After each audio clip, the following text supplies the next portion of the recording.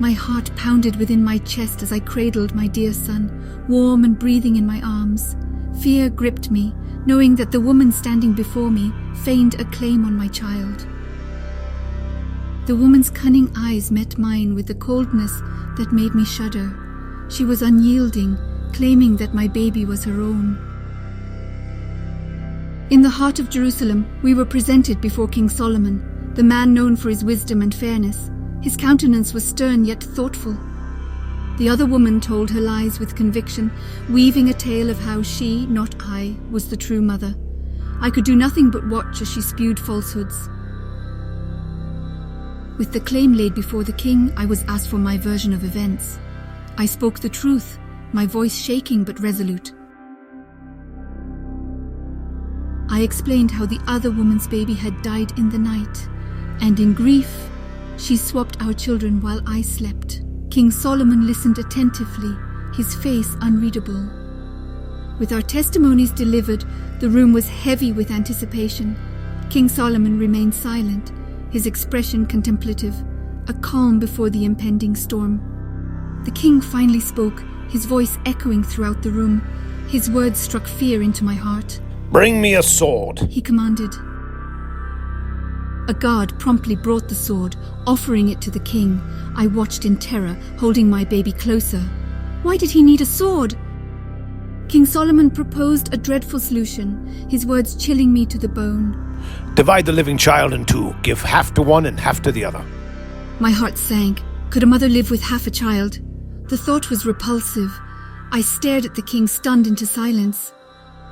But the other woman accepted the king's suggestion readily. "Let it be so," she said, her voice betraying no emotion. The room seemed to fall silent. Dread filled me, but a mother's love for her child is stronger than fear. I knew what I had to do. I took a deep breath and addressed the king. With tears streaming down my face, I begged, "Please, my lord, give her the living child. Do not kill him." The other woman simply stared, her face devoid of emotion. King Solomon looked at me, his face grave, then at the other woman. The room was eerily silent, the tension palpable. Then the king finally spoke again. "The child shall live," he declared. "Give the living child to the first woman. She is his mother." His judgment was final, his voice resolute. Relief washed over me like a tidal wave. I held my baby tighter, tears of joy replacing ones of fear. King Solomon's wisdom had prevailed. The other woman was led away, her defiant gaze never leaving mine. I knew that she had lost not just the child, but also any semblance of dignity.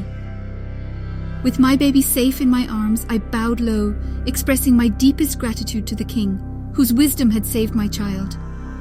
My words of thanks seemed small in comparison to his deserving. Leaving the court, I felt the warmth of my child against my chest.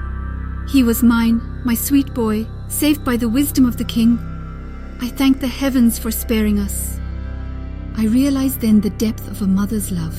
It was limitless, willing to go to any lengths to protect her child.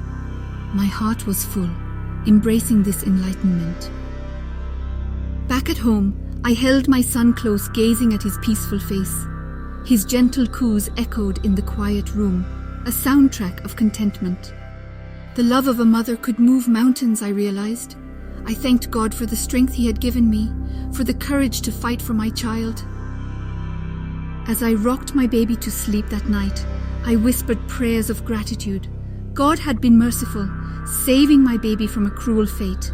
I felt overwhelmingly blessed. The tale of King Solomon's wisdom spread throughout the land, and with it, my unwavering love for my son. We were living proof of a mother's limitless love. To this day, I hold my son close, cherishing each moment. Through trials and tribulations, I am reminded of the strength of my love as a mother and a woman.